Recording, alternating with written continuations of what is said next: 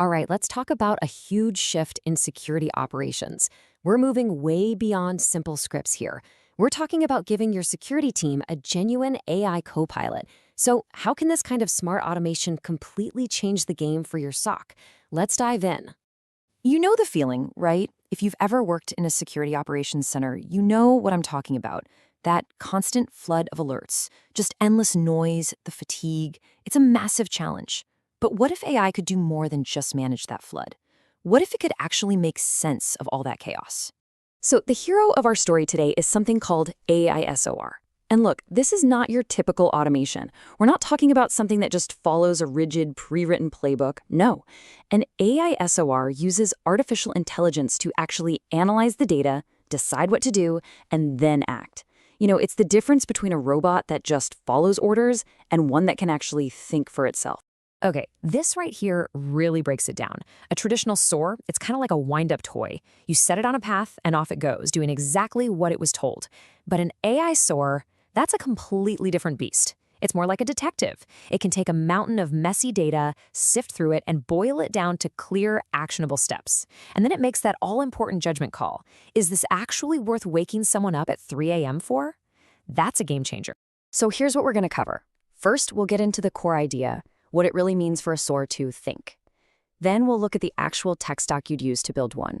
We'll walk through a super practical 5-step triage process, talk about getting it ready for the real world, and finally, we'll look ahead to the future of AI and the SOC.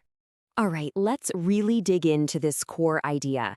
We're talking about a fundamental leap here, moving from automation that just blindly follows a script to a system that can make genuinely intelligent decisions on its own. So what does thinking even mean for a machine in a SOC? Well, first, it's auto-triage. That's where large language models take a huge, messy pile of data and turn it into a clean, simple summary. Then it's about enrichment, automatically grabbing contexts like known vulnerabilities or vendor warnings. It makes a decision by scoring the risk to figure out how urgent something is. And finally, it takes action. Maybe it blocks an IP, opens a Jira ticket, or just pings the right person on your team.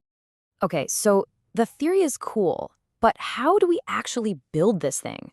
Let's break down the blueprint for a proof of concept stack that makes all of this a reality. It really comes down to 4 key pieces. You've got Wazuh, which is like the eyes and ears of the operation, giving us the security data and the ability to respond. Then there's TraceCat, which is the workflow brain that orchestrates the whole process. OpenAI provides the reasoning engine. That's the part doing the actual thinking.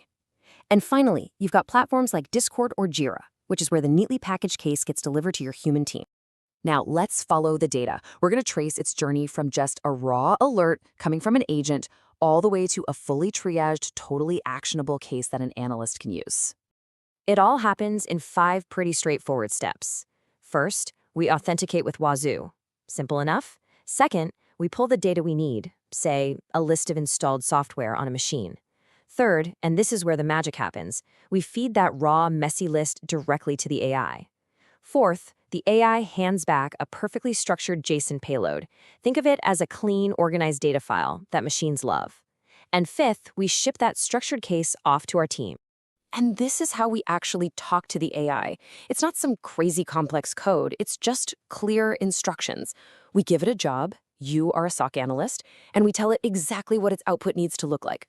This is the absolute key to getting clean, predictable data that our other tools can actually use. And boom, this is what you get. We've turned a chaotic, unpredictable list into a standardized, machine-readable format. This structured data is the fuel for everything that comes next, creating tickets, updating dashboards, you name it.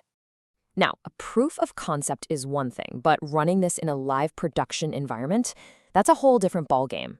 Let's talk about what it really takes to upgrade this from a cool demo to a robust system you can actually rely on. To make this production ready, you need to wrap it in layers of safety and reliability. First, guardrails are absolutely essential. You don't want the AI taking huge actions without human approval. We also have to harden our prompts to get consistent output and build in reliability with things like automatic retries. And of course, the whole system has to be observable and secure, with proper credential management and scrubbing any sensitive data. Okay, so we've built a solid foundation. Now let's get to the really exciting part. Let's look ahead and explore the incredible possibilities that this technology unlocks for the future of security operations.